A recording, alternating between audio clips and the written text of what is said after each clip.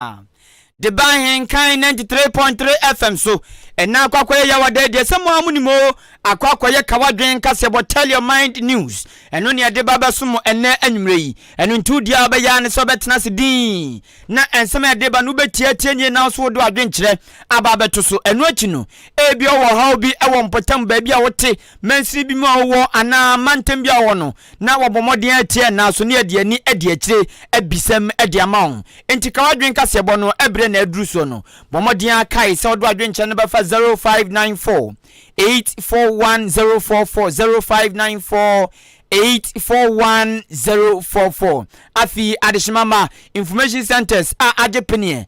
fa kase life buru aduonum kwa duosia ebi obono mantemu ebi wasante mantemu ena dodo na ewo apoe mantemu na apoe mantemu ba oko asene banga radwen ba ku 14 information center aka goalkeeper puto aka chief driver onu abiom seku ha oko okumani aboabo aka abonhwa woma biem akwasie wua etwere so adwobie ache krom ne miamia do bebre wom so agikase na tumprekopa wom hwegum yo ena afin so betumi de achi Facebook ene YouTube search Ahenkan 93.3 FM na fo adwenche no go se twem yenso ye beto yebo mane mra bebre ti se ntwem no ye beto yebo akenkan baako amaw se openfo akwakoto correction e wo Pentecost aso dem afia de shimama ensem edinam se kawadwen Kasiebo no ebi enie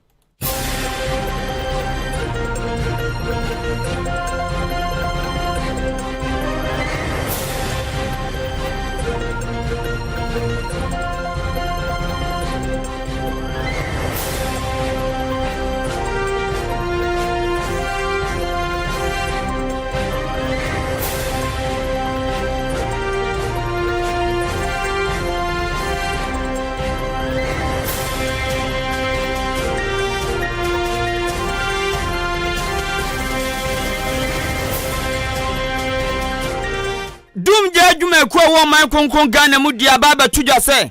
nya wo man ka Ghana fo ade hye bia hwere wo nyoma a esombo be 10 million Ghana cedis keko bawo me ansese wo de fufura baba tomu o taxi fue mo wa he na dia betie biem ene se Electricity Company of Ghana ECG dwumakuo no womo edwutwamu ne womo kam kodan ye no womo de akonta ababa tudwa sanso ana ansem bia basa Ghana fo ye hwe hu ye pa na asase woso yentimi enkwati ebetimi aba hanom sase boyi ensem ebedun komo pa ache yadwen na so do de abeto so eye akunkuma ama no homene so titu ene awarefo ne plantwefo ntam ewo man kronkron Ghana mu awrosem biasi ewo mfimfim mantem enam so yebegina so edisa nkomo no abusuansam na foforo ka ho ene yede ba besomo ene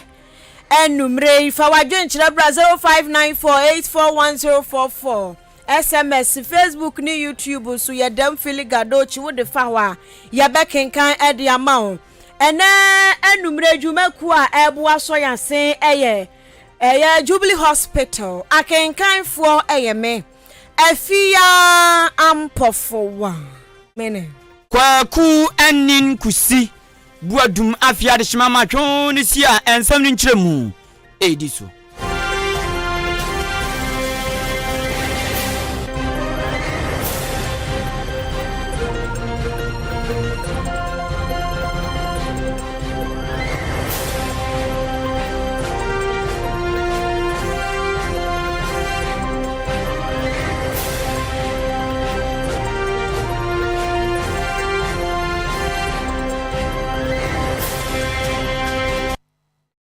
Abusiama yensha kawadwen Kasiebo no asise Ghana mampani abedieche Dr. Ahenkan Mahamudu Bamia din sembia kwa kotudwa wa Pentecost asore dem ti asem no yanukura trodo na asem wa Ghana mampani abedieche ekanyina ne se woye eyetimamuni na se wakwa akoto aba akwayi obi so ombedi uso a sani pakro wo ba wo se wode adwene atotototo adwene so bubobom keka bom titi bifrimo na sa adwene no enkunyasia hodura ba kokoso no nipa no wo so wo ma wo ginasie papa e ma wo solutions nso ano a unso problem bi a wukom wo man ni mu no ubetimi ade atwitwa ho atete ho enti wo se yaka amanyosem a asekere eno no enu nti yaka sei oh any a taxi driver for ataju for waso mo bete de papa Ghana man penny abedi eche Dr. Alhaji Mahamudu ba mi akire se wote no office any the tactical team wo mote ho na a driver for wo man Ghana ni ncho any zigizagam a taxi driver for na me call masemi wo mo ba na na so se ba wo me ya ti wudin pa oh ya ti wudin wo Samaria ya ti wudin wo Jerusalem wo mo so wo juma papa tiwudi wabo atibi awo kumasi tiwudi awo bole bamboy chese wudi na sheta baabia enu nti ye ba wo nchan aba na so se ya wo hawo eni ya Ghana man pani abedi ekyerekye se wotuma a taxi driver for na ba na office wo busa wo se wo ha no ankasa eni se wo nka ni pempe wasi ni pe no so hunu do betumi aye wo se a taxi drivers for the to nanim se embrembra ya ka se uba aje bosu ko ba uba aba ba dia bosu ma se taxi nu kura wo mutwi a wo munyamfa so pembia wo so kane obi etu kwan ampo ahomachi odika akwaka cha taxi drivers ahomachi be fa me ko eni obi ko airport wa ana taxi drivers for no mudwa ba obi tu kwan ahomachi ko a taxi drivers for na janki afre wo mo na ja ma kwa aye bibia kamani watena kadi mu awakọ baabi kura wo akọ wo se taxi driver for say wo mu famu wo mu nya nipa bia esan uber ya ba ba ji abosu nti na no mu anu ase wo ne tactical team tena se do so oh uber for de omo nam digital anya wuti wudem teta pew na won sade bi link ya na aso kwen ya so uber ka na bo kwa na kofo enu nti no se no no omode age customers ne dia eni ono so akwa Mr Digital nti woni ni team no so epe ekwa hodura wo betime de sa ohawo no afaso wotoa ne nsem so biema no wo kirem se enu nti ya kasei wonum aya platform bi eno ya bafo kwantempon so a taxi drivers for so betimi akurakura mu phone ya bi anya customers anya wo mo mbafo ka e won tentan kese ne so na atimi aboa ma uber for ne dia mo ya no asisi o maje aboso no taxi drivers for so betimi age aboso ne unso wo fi a ubetimi afra uber afra taxi for ne befa what say uber ne pepe na Ghana man pani abedi ekyerekye ni nsemu a ene wo kire sesese no wo mate wo msafiri ho ya app ne bibia wie ene ntinyame ya domo enche bia ebefrase wo mantias man Ghana mu na ebehye ase afri enkrampupu ni mantam Greater Accra region ehwo na so ehwo na trebai enti wo mehye ase afri afe no na mu treto makwaba mu a eba animu na aboabofo anyom de odan taxi drivers fo nso wo mu hu ade na ni sunti se wote asane a na taxi ni nso e wodan aba fontentan kese no so apatupa skronkom no abefa wo. Almost a year ago, taxi drivers came to see me in my office, and one of their major problems that they presented to me and my team. They said, look, our business is collapsing. I said, what is the problem? They said, now we have Uber, and many people are not taking taxis as before. So how can you help us? So we set the team to work. And so the task was to digitize the operations of our regular taxis, just as you have with Uber. I'm happy to say that that work has now been completed. And in the next couple of months, we will be able to place our taxis, at least in Greater Accra to start with, all on an Uber-like platform. And you'll be able to call them just like you call Ubers to your homes and all of that. It's a practical solution to a practical problem. And that is the sort of thing we as politicians should be focusing on. I think we are attacking everybody. Trotros will come later on. VIP buses, Ayalolo, Metro Mass. Etianche bia trotros so dia beba. Na Ayalolo atwa so ayalo. Metro Mass fo nyina bakwa digital ni ba wuti ni nkan eya Ghana man pani abedi eche His Excellency Dr. Alhaji Mahamudu Bawumia na sajumedie kwaso ewo eye Pentecost fo asafo kakraka tetrete ye won krampupu ni mantamu naja general meeting, council meeting, general council meeting dia toso 46 aduanansia eno omode hyehye so omofra papa yi na wosan so toa ne nsam so biamu a na wo kire mu se wanya ne ntia se Church of Pentecost fo wo mo si enche bia wo mo befrefre amanyofo na hia no mo ne o ma ye meeting wo se wote atadwifo waye ne de papa ne ho ye ne doko ya amoa enu nti waka kire wo mo abo ma ba so se sa gina ye no o masi ne eya papa si ade amanyofo so wurawura esoma huduro mu a emu beda ho pa sa MP no anasa politician no obi okwa asore nti oba no obetie nyame asama ebeboa ene wo ka kire mpanifo se dwumadie no ya wo mu ba bedie no ya wo mu nchi politicians ono ka ho bia amanyofo no wonchi wo mu ntena se na wo mu ni wo mu nkasa ekwanya huduro a oman no yatimu ono se chimato bibemu ohaw bibemu a omonchiro mokwa hodro mbetimi afaso no maso sa ensem ni nyina ano solutions tactical physical solutions enye solutions ya kan wo yetrim se wo solutions le wo trim abafo ne ka jai maye hunu wani kan so nti ose ya wose asofo no echi politicians ne etena se wo meeting na se no omonchiro mo sa ya amunya ni se na fo mo kan chira manyofo se amanyo sem no eye adwenkyere na mom enya da patwa ene It has come to my notice that from 14th to 16th June this year, you will also be hosting a conference for politicians. I think the Holy Spirit will come down on that day. I must say, I commend the Church of Pentecost for this bold initiative. I hope and pray that this conference will positively impact our politics as a nation. Please remember to ask the politicians, when we assemble, to focus on the solutions to the problems of this country. And let us have a politics of ideas and solutions, not a politics of insults and propaganda. And that is what we need in Ghana. We should let our politics shine a light on what we are doing and not try to cover things in dark. Nipa wutini kai aya Ghana mampeni abedi chire Dr. Alhaji Mahamudu Bamiana sasem weya ne taxi driver fo hwasem okwa ye app ya ebubo bei ala gege ebei eni taxi driver fo mo so mo sesen matiana enyo obi a na wo ebet enim no nyina na ya school obi wa on school no obe on so obe den obi wa on school on obe no tuma yusu app American embassy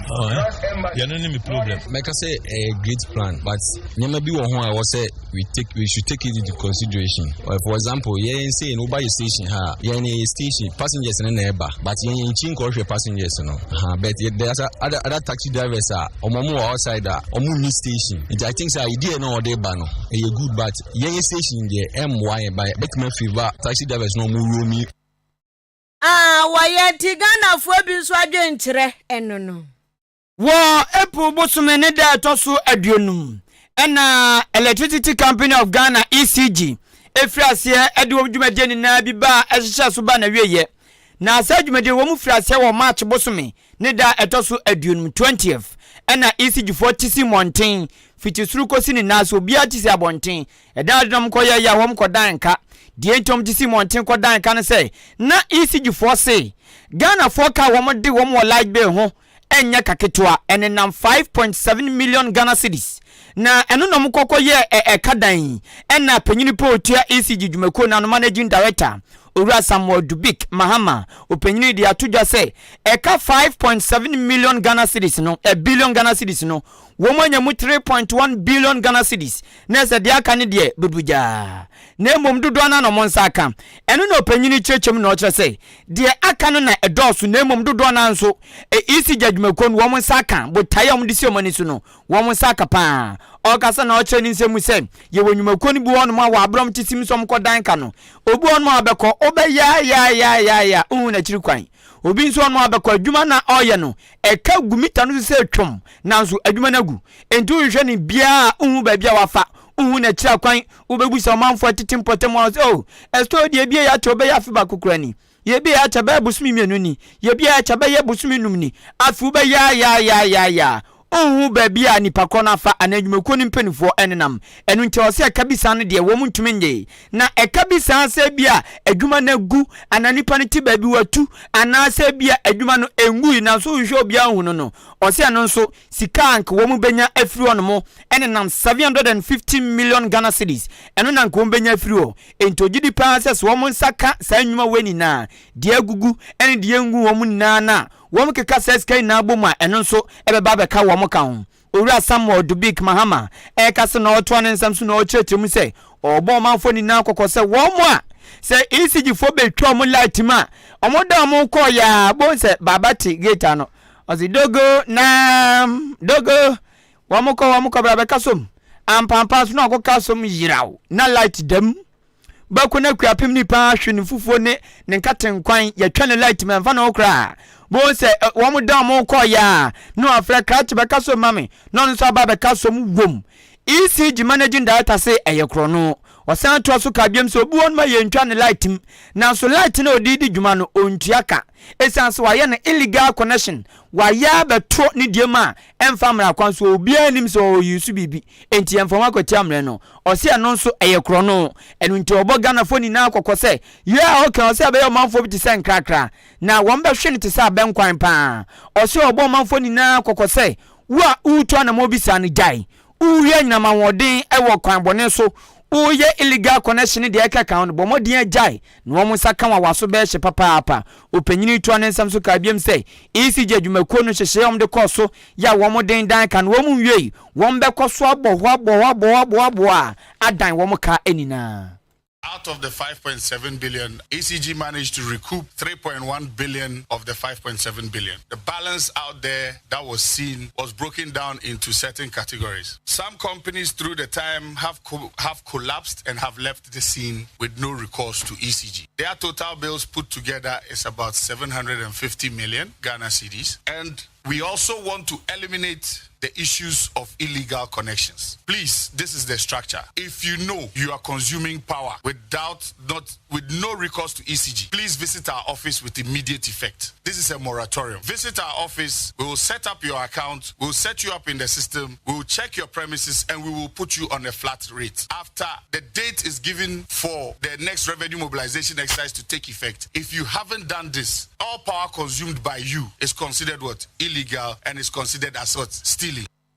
And down no osi ya waka say no bi mfio obi be yan hwahanya afi wo mo chi no say oya legal connection na no akokeka boso gagaga te say songo ayi zongo ni kanike de yammako ane akekaduru be keka boso sa yiro do nti wo bo okoko wa mo okoko na be ka say bia ECG trimo dinti illegal connection jai ne echiwa eyekro no nipa Motini ni ananya break ansami eye managing director Emma Electricity Company of Ghana ECG adwumakono Owura Samuel Dubik Mahama. Director General ya wada Ghana Geological Survey Authority ano Owura Isaac Diatudwa ya wobo Ghana fo nyina kwakwa mprempre ya ka sei oman bia ni hono ma ya twira bon ho se asase wuso obesi wose da bi obia bia ni hono obia nso enkura ani a ehwa hunu se oman we earthquake ba besi enuti ewoso obia hwe bon ho ban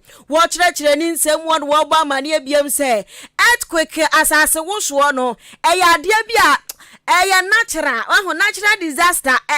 nyankopon no a no woya ne neoma keka neoma bamu a na fei apiani kan so bawu se edan si wo bakaso obronsam ne Yesu Kristo ekon osoro ho chese na anuoma keka bamu asase so enti ayade a obi ntimi enhwehwe petetakramu a enkonko eto na bia wo mo hwehwehwe weda mu no mutimi predict metom omutimi predict o enenso beto ebia anuoma bia wo wiem o masua ho ade enti wo mutimi kan na pa aba ubonso ka se wi abebo ampa na wi abebo ebebo nso kama na siaba ne earthquake ya wo se eno de anyame anim no kura ni obronso matiko yamun shada ehunu se earthquake na bi besi wo man we so na se bi nsi wo man we so eno pa de o makwa kwaje hu nimdia apɛ ho tactical ɛka ne sɛn akutrement de agu hɔ nanso sɛ paa sɛ wɔkyena na de kyea earthquake besi ya de as wo no owuo ɛmonka yɛntimi na na bi a wɔwɔ atuntumrem ne yɛse wɔso wɔn pɛso obɛwuo bonso wasa nsuo bɛkɔ na kwabra ne tinsuom no wɔde ne nasisi nsuom adan ya wasemi pɛsɛ mewu dako ne nasisi nsuo ni mu anakra na na ɔto na nanom wansie do owuo de ɛmonka yɛ ɛba sɛ wo sinsen wiem sɛ wo da wo dem sɛ wo nam kwan ho sɛ wo yɛgye wawo sɛ wo yare sɛ wo nyare owuo ɛmmɔm hwerɛma mfrɛ wo bia wo nam ho anakra na wawu enti saa na earthquake no so akɔyɛ enti wɔn de ɛwɔ se ɔman na yatim wɔ no yɛyɛ krado ɛdude nneɔma bi tutututu akwan mu na yɛbɔ yɛ ho ban nneɔma hodoro bi a yɛkɔyɛ a ɛde saa earthquake ne bɛba no yɛbɛhwɛ ne ate yɛ ho afiri ho na sɛpan sɛ ɛbɛba kyena na de kyea deɛ nyame anim no krɔ nyankopɔn de ahintaw wɔn mpo a wɔn asua emu adeɛ na wɔkyerɛkyerɛ mu sɛ wɔsɛ ɛmabunu ɛna afɛ mpanifo obiara nya aso etie media no se media no nya ho adagye no mo bodawro se se ni se we ya ebeboa abo ho ban firi earthquake ho a nso tie bi ene wo sra media fo ne se sankomodie no ya eye panti nsantwerofo ya nkasa ewo ho earthquake ye natural disaster enya ade a obi betimi say me wo machine bi a betimi ka say ene na ochina earthquake be baso obi a be kasa no enye nokre because up to now globally obi antimi predict say ene earthquake be ba na emba so obi kasa nema na enye nokre enti na say muna mo ye nsantrafo a mo ma education ma Ghana nyina mo ma sa education no enko sotem nyina so that obi a be hu say ba wo dem mu a say open table bi ana bed bi ana baby a obetimi akọ down so that in case building e collapse here obey safe ana overhead so say o see from because anya sa overhead no ebu a wakasa be affect you Nipa wuti ninka wano na Director General de Ghana Geological Survey Authority Owura Isaac Wembele Oninio papa nidin so papa nidin ende ena asamu awakansumu odewu wasanso to aso Owura Wembele wasanso to aso bie ya na wo kyerɛ mi sɛ wo mo adwuma wo mo ye ne to mbɛhwɛ asase ase ene de yakoso wo fam asase ne eteso no de yakoso bia wo mo na de o mabam esi wo musi enu nti sɛ yɛ kase o wo mo gusua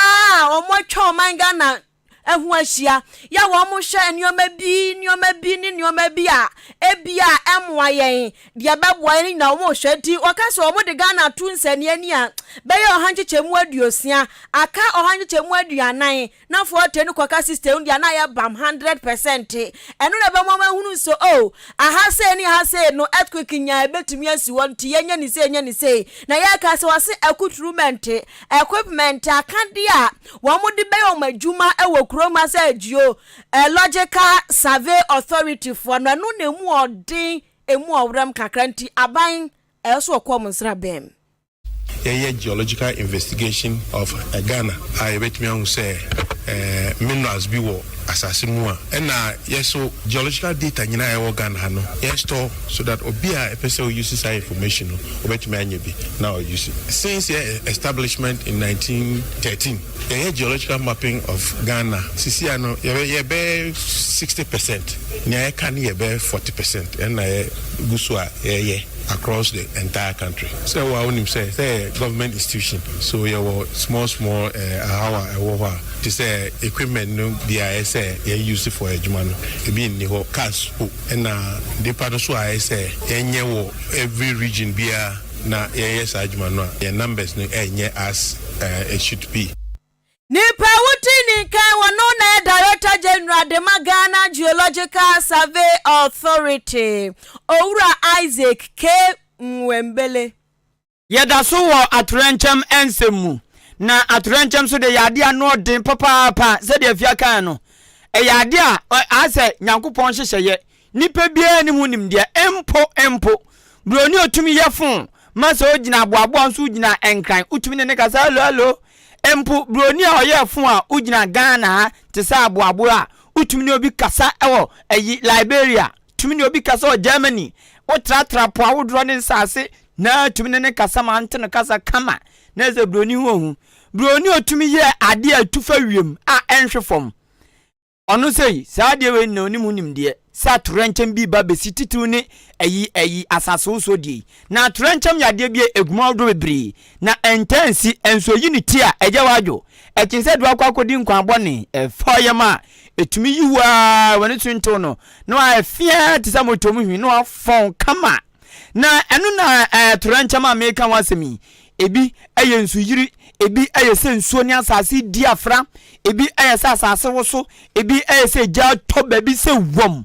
ene de eke kan bebre na sesi yadu ejade so nso oba man konkon Ghana mu a afi atwa mu ne afi wei eja sisi papa eja hye unity papa edi omanfo wu papa ase omanfo japade ene de eke kan na enu nti ena oman mu ba ye wo ma hwe edumja dwuma ekonu ye wo mu ho Ghana National Fire Service GNFS wom so dwumadie ne se bi atoranchema kwa akugya de bi a emmon kaye na eba prekope ebi won ma nipa suban ne ye bi na deba ebi nso on ma oba de ntumi nsia no kwan te se de na no esi wo cycle a nsuo ne ejadi afra nya sam kito cycle sei etisanu ma wani na nti oman bia mu kwa yo wo ma se bibigi ta no wo madron mu se tim akwakwagi nipa enti dum jadwuma ko na kasa yi wo mu kasa kire se wo ma bo adwuma papa afi mpinu ene aduonu miense wo ma bo adwuma pa na de enti wo mo kasa an se Deputy National PRO kasamafo be de chema dum jadwuma ko no man mu nina DO3 Desmond Aka penyi dia tuja cheche mu se Ghana National Fire Service fiti se afia yesimu January bosumia besi nei eja hihye asini na no ewo man mu nina no Fire Service fo atumi abomo modern ade Ghana fo ajapade a sanka wanya wo mu nanka de sa nneoma no bo ho ban a enkija no betumi ahye na se no kra o se nneoma mo atumi abo ho ban ewo ja hihye mu no wo mu kekabu mu a esombu sika 10 million Ghana cedis ene panyini chemu say je wo mo atumi amo ho ban a bibi nti ekokọ jinsem ma sa ajapade ni na so hye no enso mo kekabu ma ene namba ye 2.5 million Ghana cedis penyini to anensam so ana o che say obesre papa say fiti na kwencheche bia won be radio so won be won sorry emia dwabo ase ene de eke kan no won be se Ghana 4 pounds so mbe asutie no matie etie nie edi hye no so no won ye sabe boa pa DO3 akakasa na oche ni nsemu se de entia amasa no ma wani na ene jahihye ene niam kitinkiti bia eye ekoso bebre fiti kwame kuma ma pen so be sinei eso tene se osisese Ghana Fire Service for ebo mo modern se ba no enchechemu a wo mo yade pa na san cheche no so eno no mugidi se amanfa so aba so Ghana for atiase a sese ejahihye se nipa ewu nipa asesika nipa ahye ne niam ne de ekeka no ni na eso ate nanu ya February ye na ye buja hyehyɛ ho akonta ɛna ye hu sɛ ebeto dwase yetimi abɔ timamufo ajapade ho ban a entimi anhye over 10 million Ghana cedis and now the total de timishi just over 2.5 million na chese Kenya Ghana National Fire Service ka omana boka bibiri ka dodo na timi afrim nanso esan kyerɛkyerɛ a yɛde mankofo de bia yɛtu nkofo so sa yɛkɔ radio station na yɛtu the gospel of fire safety no to yɛde ma Ghana for no aboa ama binum sese wate yɛn adwuma na se afen so ma binum so ayahwe yie ama binum so ani ada hɔ ama niema ya bohu dewro free kwame nkroma breso besi sabre no sese no nkofo jeja ne nkakra enti ya boye homoden pa aye gusu a ye boye homoden na mmom sese dia kapa ne set mamufo ebebie wakomam ene wadwenem na niema ye kadawubo a ye boja hyehye ho banbo a ye bo ene ahonidie ne ahweyie nsem a ye ka no dodo na atimi adi aye adwuma de ato nkotodwem na watimi adi so sede be ya egya no mba atoyere nkyem no kra no emba da ono penyino no na yakasamafo abede chema dumja dwuma ko wo man mu eto aso kyeremu se ebiem eya mpempi se awrewosem bisi na ekoba se ja ato baabi ana namso meja to bia ye kra wo mo frɛ fire service fo ebi won ma be frɛ ye beba no mu twa mo frɛ tisa sabi aponche akwa ru obi gadi mu ko wiade na ohwe benku hwe nimfa ujinse ni wura ni won owura mu na ta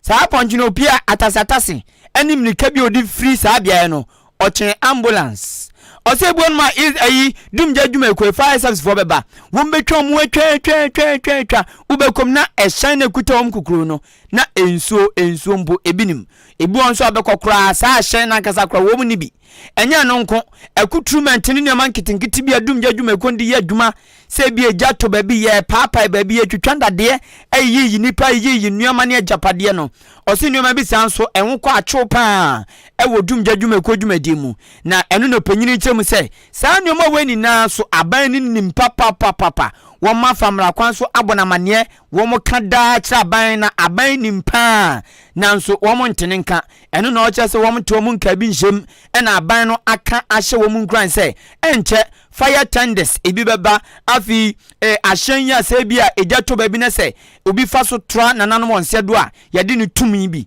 eno so bi beba ena ebi aso obi apira ewo jahye bi aye na ye gene nkwa amrumu wa wo hyen mu a sa hyen nso ebi beba ambulance ena afi afide titafo osesa numa weni na ne de wom de adwuma se dumja adwuma ekono aban ahye wom bo ade aban onim yen haw nyina ekwan bi e wose ye fa so a ye de ye mayen haw edu aban anim no yaye dada amene wo kasa kura no. The good news is that aban wo packages ahodo a ode mayen ye hwe no mu se fire tenders new ones ene ambulance hearse ne utility vehicles ne motorbikes intimidum jaman ye ne niema ahodo bebre procurement. It takes time. It is our processes no and as say ye free as ye ipa wotini ni kasma for abede chema dumja dwuma ko no ewo man kronkron Ghana mu ni na DO3 Desmond Aka Ebusuama yanku yanimu ewo Kasiebo no emu ye kwayanimu owura ba ko no na ye pani a wotua enhwehwemu ano ewo West Africa Network for Peace Building Dr. Festus Kofi Aboyan papai atu dwa ya wo kiremu eka ni pe wasi ni penjen kire aban se ti krom han mu no mo pa o ade bi o mo si o si samtu se samtu hu bibi aka bibi na wafra aposifo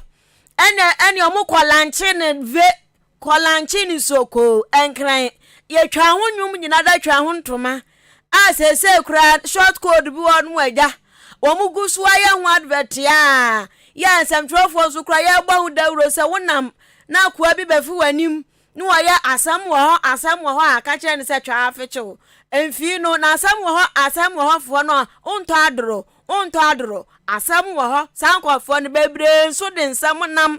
anunti ya no wagba ho ban esanse emimfo no wo ya wade pa ya nyina egusu gbahu dawura anunti wase wate se yase nkofo bi firi Burkina Faso ho no nipa be 500 wonum aba begu esoro ho no dem region ya kire se adan ya wa musuo entokwa bi ni nyoma bi kokoso wa Burkina Faso a wo mani nye huntia ne savana region mu ho eno maba beguo ya kire se asefim ye pa o se ahomete wonum akwakwa nipa ja wohwehwehwehwe ensama huduro mu wono wobeka kire abani plain say Burkina Faso ofo no omu puba to say de asem kakraka bi asi Ghana ha no omu ba betie mu akwaka no womu nhwe ye papa se ye age womu okrom ha se ni ehu esanse sabre ya ye kaze ko Burkina Faso wa atuate kuofo ni bia kwo ya emimfo no ebebre no abo madwa ewo ho no mo anti ehunu na de ehu ni se womo ba no emimfo ni bi betimi awuram bi aba womo ehye ho no mo ya gye womo oje awoho Ghana woje awoho amagana ya gye womo awoho kamma ya de womo aba ka ya ho o mo ntra Ghana de asumdwe man o mo ndidi na mo nana mo nom na mo wona mo ase no de se empoano anwea ya ne anim Bible nti yankeka we nyina nkyere wom na se emimfo ni bi de wom ho fra ba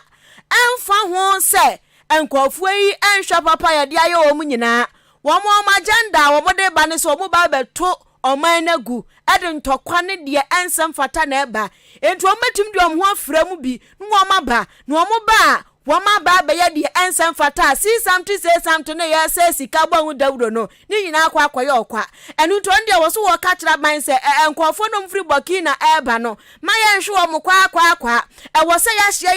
hye so no ye to banje ban boda na eye Burkina fo ni famu bagan ha say no e wo se mpanifo ani wo mo ye adwuma boda no so no wo mu mi o motamu na wo mo hwe se nioma didam ani o ya o uragan ha wo hwehwehwe ne hu ye abusabusa nsam ye na se kwa nkofo ni free Burkina na oje wo Ghana ya ji wo mo aji wo mu gu Savannah region de wo se ade no emu oya na emu ohu papa nti empanifo nso re waka.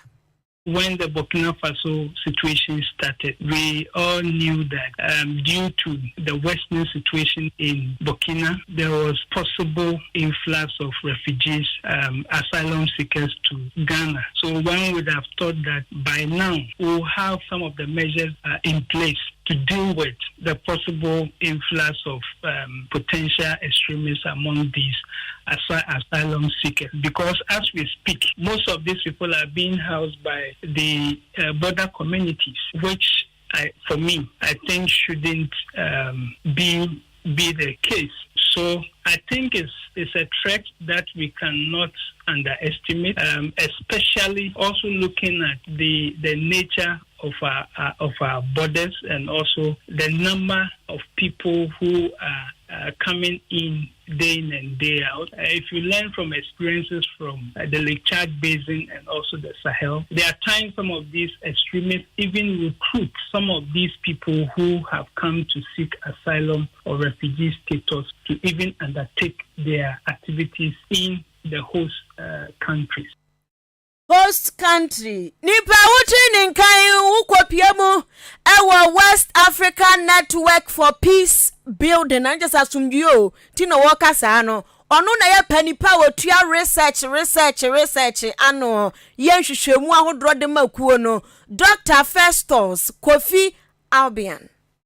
Eye kawadwen Kasiebo asugusu tie ewo. Ahenkan FM. Wati wasum. Bomodian for adwenkyerɛ fa 0594 841044 na kwaya kawadwen Kasiebo nti sɛ yɛn nsɛm ɛwɔ mpɔtam na ɔpɛsɛ yɛde ani di akyire ana Kasia yɛ kenkan na wɔkyɛ wadwen afa ho a fa 0594 841044 text message and a WhatsApp ebedu pɛ yɛbɛgye brɛ Ahenkan baako amount YouTube ni Facebook nso Bernard Mawuli adawro watam ya tumi sɛ yopo for adwenkyerɛ fa no mo yɛbɛkenkan na edi amount na kawadwen Kasiebo ene de ani ɛkyɛ so na yɛde nkomo ɛyɛ bɛyɛ bosumi kakra ntam ni awudi ama no homene so ya wodwene ho a wonte ase no sɛ mekanyan ɛnamfimfi mantem fufurasi na bɛni de nya warefo we de wɔ faase abusuapani bi wɔ faase ɛna akotwa asayi owura bi sikan wɔ asase ho watam sikan pa de banitrimo na papa de nsa J ochinkunfu de nsa J ya nsa na twa batante ansa de mu nsem beba no bomodin ati Jubilee Hospital semen kancho say wo yare bibi ekoso oni padua no mu ama say umoja na edi afurisa na edu ba bia na etwa bonsa afi hono na ekiti azedo amana potro no bonsa ekwa edu ba bia na agina na hono ma ekiti bonsa afi utrans kakra na wonan no nsa aye titritri na asensen yes anansa cho o yes say how bebre nipa bu on mo na mo ayade a good movie ni tri su kosi nase no eja se me ka kire wo abeba onum ebru be yo ha nanso akwadworo na onya aduane opekura diwe de na ze bobo se bi obi ane kakaya ne ya kaka titru ne kakaya ne ya paun enso ngongo tuda ontu na mo da oh onya dokodoko bi dia na se no wura fikura na ekọ na se kanu na se na funu kiti na egbo ne gengen a afi Osmeko Hospital eja na na wura fi saa de no ama enyade nketenkete ede eto na nanom wonse dododo yade na eba ye nya ne ntam nso ano nsem aginsem nso a wo ye den edo beko esan se yade na no aduro ene so do beko ayansabia enye ba bia se Jubilee Hospital de tie bia no wombe show oba wa fa froni hawo me pa chom fidie akukudam atele ebi wo de gini pankwa de ye putupuru enhwe ne de keka na ebi wo ho Jubilee dia den say ye show we aduro ne said ye tie bia obenya bi wo ho a laboratory testing so said ye tie bia no wombe rane no fefefe amaw esichiyade ani mojabroso esichiyade ani mojabroso esichiyade sesi adi nipa atona nanom onse do pa oya ya na tu kro sabi etu kro nso na se odi agora achi etwa ba bia tu kro no anye se be didi akomu a echa nanse tibomodin aka na sha no so esichiyade de on tena se emane de fede forsa ena afi emojabroso anu so bu on ma o amu mojabroso wo so o san so kra wo ayi kakra nse o ya na bibi on mana kiki na oteso ochemponko ofe popo me pa cho oyade sanimo we na wo so a fako Jubilee Hospital uko Jubilee akanti wo ho health insurance nso ye adwuma achum dan amantra enomo wo for 0244 575799 0244 575799 ana 0241 784 0241 784 na woni Jubilee Hospital empenifo edinsa woso afi metwa ensem so Ahenkan FM what wasum meko efinfin mantemu na efinfin mantemu ena mebowura adwumako enyan esiem mansini ni mu na de esi won se kroba ko edi enyan obonte de esi ni se penyini bi ono na yabusua pani ewo kro no mu ena o se owura bi didi wona asase so ana asase no nya ne dia enu nti papa no se o ne kwa akotwe ase wabɔ no kokwa papa ni mfi papa wabɔ no kokwa o mfi no wonya mfi nhia aduana num 45 years ne din ede papa di na enu na no abusua pani etwe ne wafase a ye fe no ne wafase ye fe no Kwame Pempe edi na chise Kwame Pempe enkoja no asase no so na wanya ne tie se papa na wanya mfinhia aduana num aye fe no papa di no e wa asase no so eye adwuma na so aka chansa asase no nkoso esanse nya ne dia ana amanso e wo ho nti ontwe no ho free so na omamusie na anim sa ade ba ko a yetumi ku obi free e wo ho pa se wo yi se bia ana ade ba ko nipa tumi ku pa se wo yi se bia enkraman ku dompe hu ana se wo yi se bia nyinamu akonam ho no ade ba ko nipa nso tumi ku pa yenzase na ye de tumi ku mane ko wie owu na eno na papa yi ene na wofasi eko asase so womkoto papa di e wo wampa papa di ye adwuma na eno na womne ne kasa ya no mo so papa di si na penyini bi efre no tufuhini okro no mu frɛ wom so mo de mom na nam kansem no afi wom dan mo kwa ena yi abusua pani no wofase Kwame Pempe edane ne ho dimirika twese kan de ko papa di so to se kan no na papa di se kai ebe code ye engengo kona na o kan wallahi no de nsa ka o de nsa je na twa ne nsa twa honam na ko twa entiri no na moja eto sin no e chan kwara bone dwonso to sin na se de ade ne tie no ano odenti mo amudi e cho Facebook live mu ntumi nyamfoni de bi hwe ano odin dodo na anu na papa di ani amane boni Kwame Adex edin komo na o chechi mu sei sa na busua na kwada yi de bia na obontene ana mimi hyewa mde meprawo ana mde mhyewa mayo seyo sei enchemu a papa di ma yen to ya amane boni nanim no sei ene koyo se aposifo ni mpenifo entu omunan ensi asem no so eko mafu mu mesha banche ntime wona kofa bi wo bai ba kofa kwa mpempi na ba kofa teacher akon kwa asem de minji adwuma na ameyen na me kara minji adwuma ameyen wo kwa bendo asem de asasen kasa wo honam so se kasa wo hoda na no moyi busu apeyin na asasen ye de no mo kan ma asem na so me ye me madwuma na mo kan wia na so fotere meji ya kabra asasen ye maso no odidi ho nti ma me no fimi no ho na ye so ye de ye so editi nti wo bodo efu no kra banche kra wo ma ye tu edi wo atwere nyina egu bradi wo ma bibia ha wo atwere nyina egu nti mama biso bia one penny na man kasama ho de mesia ya foforo nti yo gura ye kaskasara na kwa mpempi na woman wale yende ma ya madwende me ye stubborn na mala mi fikro yim ho tire mi a menyi mu krom sama wala ano manye me yero kwatina mu krom ma mbetina won wo krom na mendim bo asam no kwa ni na kas kro we so wa hyamla de ma obi nka nchene yankore oye hoho ana bibi otira mtim bisa na ma gotinye obi ma wala manye me yero metema ye no krom ana abla oba na wo kita sekan so o hia mi olihia na na musume ba no na wo sha se wo fa friend wo tetem friend kwame san nti wo ka dam na we fi wo kra odumi nche wona na o ma se kan no den ka o de twem ti na madem sa mede eje se kan mede block nti o twa nti no madam nti boja plan dam na abusia sama mi keni dia wa pe ka tusu ya awe osem wu ato no esaba te sen ka odi wani behu bi nanso sede me kan no ye ntumi mfa nkyerɛw nanso dia chi o Facebook live nkyerɛmu ne gusu koso u tie nso na da no nipa motene nkan eye papadi a wanya finhia aduane num 45 years a Kwame Pempe young boy atwisi kan ko twana enya asem keto di 20 team no de ne nsa pa odeje ya akwakọ wie ni se epran ya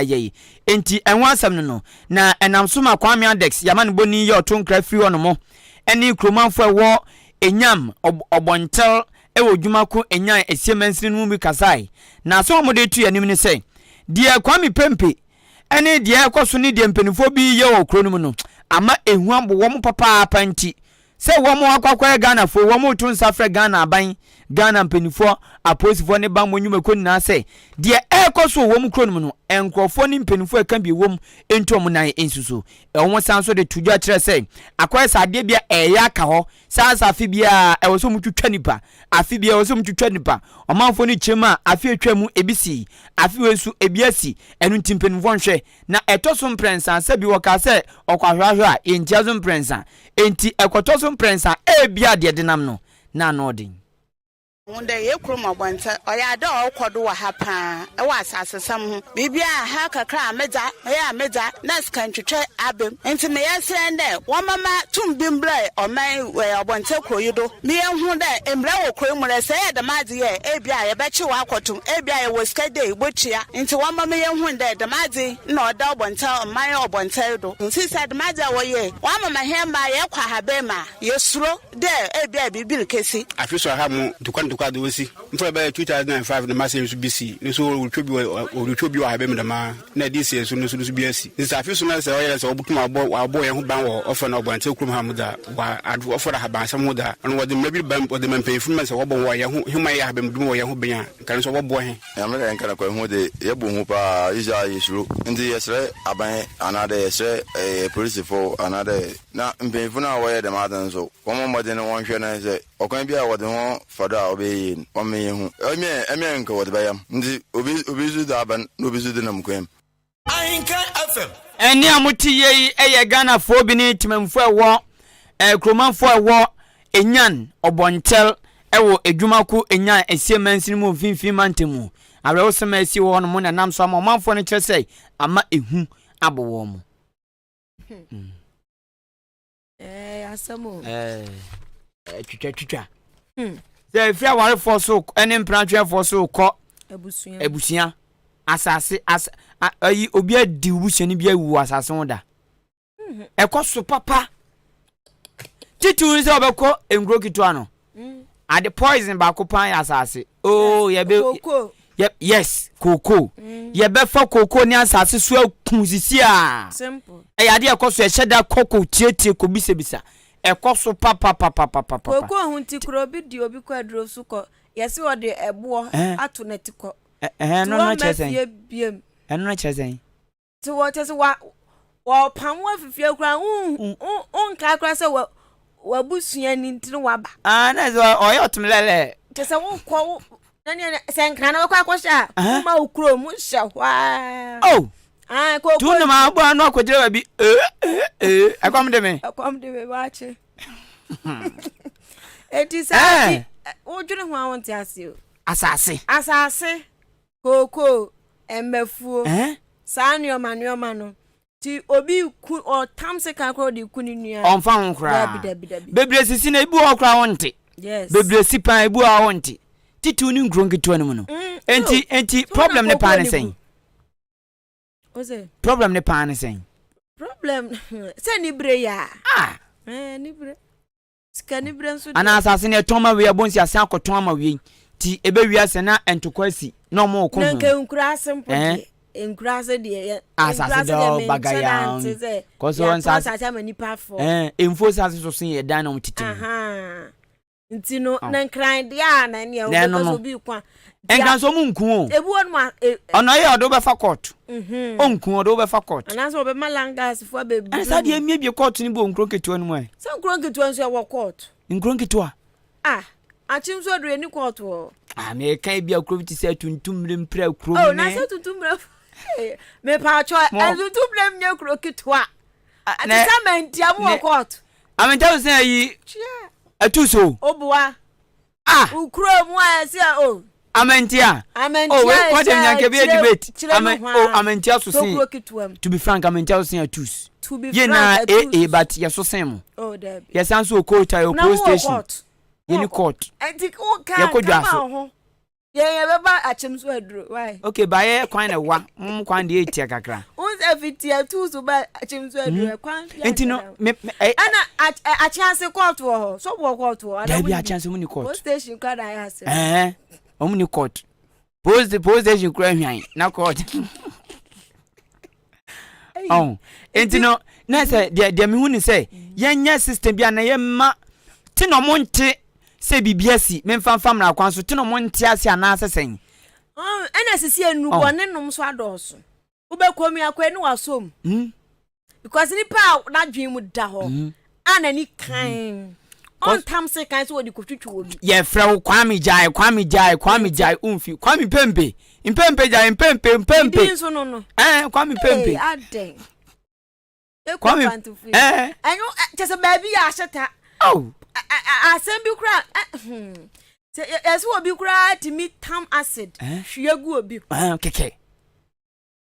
Awale musi imprantu musi 2023. Minim ye wura mu na sa wudie ne ya dos. Sese ya wo me mu keke. Me keke no. Ye nko a chire ndu October o. Be 2 weeks ni pe no. Be 2 weeks pe ni no. Second 2 blocks baako ene 2 baako. Ni ase achim asani ha ya. Obi ni ne mpena. Waka me. Obi ni ne yiri nso o. Yase wo se wakwafa na chi. Edi watam se kan. Edi atwitwa no. Ana baako bi nso ano so no emprantwefo oba na onyem no. Ena other opponent no pira no say so the second wo no so the na wo no ama o the second ama na yase wo no no ba onyim no na yase no say enu say ya ntene ntefa ye ko asene ya o asene ya tinu eze bebire sinso ya nte tete ahomete o obi diwa wo obi ye bibia ma ya nte na ya nte no ada no aduma adubi ase ye enu so kratch ba ko ye se o ye boga wa ba fie na asena adwum kan kakra onso no wofa wo watata no wofa ote watata no wofa kutwitwa ne yenim dia akwa kosimbo sisi a wo say you very careful sisi a wo obi a ya threat di onam nchen no o ya threat obi enti aya me hu ni say dia obi a obeyi a obi betimi atamade ehuro ene sanu ma ne ya wo say ye jai na obeja oni obi tuna beja no so a onim enfre no enjira nanim kan jeza me no wajai Debbie say oni obi jaya make sure so be the social distancing protocol no so enu kan so mi tu kwan no afen Kwame ejayo case cruise and not to na ni ohun show so ohun yes because area say ohun ko su ko jina nanim kan ha je wa ya ma obi pe no obi gina so pra ka yes one show so the biem tisisi a na wiase no minim se ne ekọ minim Bible so asem bi obeka bia no kre o se embra na ikwawie ya nioma ehu enioma hunti bi da na behunti no e wo se we nso kire nanka obi no wote na nipa ne se mejai ya hunti bi da ne se me ni wajai esida nipa nso woni wajai otimi tamtuo hwanyame ani bo ba besia pa 6 ware nenzo unso kura wo ayere Unti ujuri ewiase no ho a wonte ase ese ne ewiase no sese ekọ dia wo say very careful pa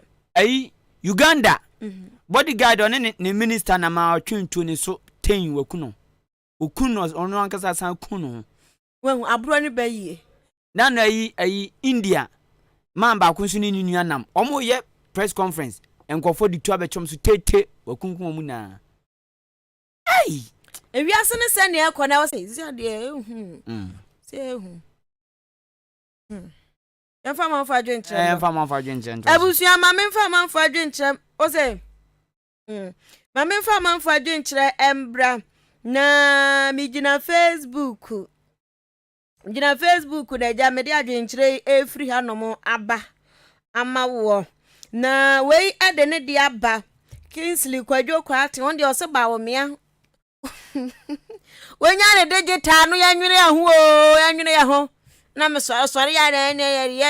ne oh traffic cho onyam na mi ko Kingsley na eka na sam nana mensa e de woda ha se na ja wa peja ne nsan was fantastic news Kasiebo ni mu odewu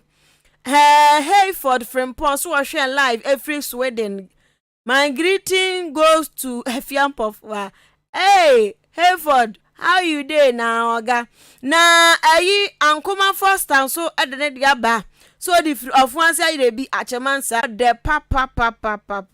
emu de papa emu odewu. Ene emu odewu so de obi din. Opanka GH nso so wa hwe live free Accra East Legon Hills. Ahenkan news always good. Yeah, that's ye chen mercy. Na when so the abashama abade ena oyibo buaten so de ne de aba me Facebook de ne do so pa ma me kwa SMS na me fa hon so de no embra we de ne de aba wo se Ahenkan Kasiebo apuemante de age abosuko ba Kasiebo no emu odewu yabu asam o KKB kokoben dia wodi free e de aba no we so se mi din e de obibini GH mi di free achema preku sister fia ne bra kwaku mo bo adwuma papa ye damase na ye damase no wo katiem kamedi banku ntoa miensa kameso me katiem. Illegal connection is not good. Oni ECG fo na akabo mu kasai wose illegal connection enye enti no e wose ye very careful pa wose ni din do fosco aboabo ochia Kelvin free fa ye da se when so ede ne dia ba wose se kra no killing no awu ni akunkum no emwa ye nkra ye tia ya na hayen papa hayen papa enti ono so ne dia na Kingsley Kwadwo Kwate when so de ne dia boss ya friend senior obibini GH the makan dada enti kusi mawie ati ye ko mo amode ma adwenche ba na de mase won so antumi anka de ne fa free yen na ye nhia biem ye ko na extended driver to also anwumre ye produce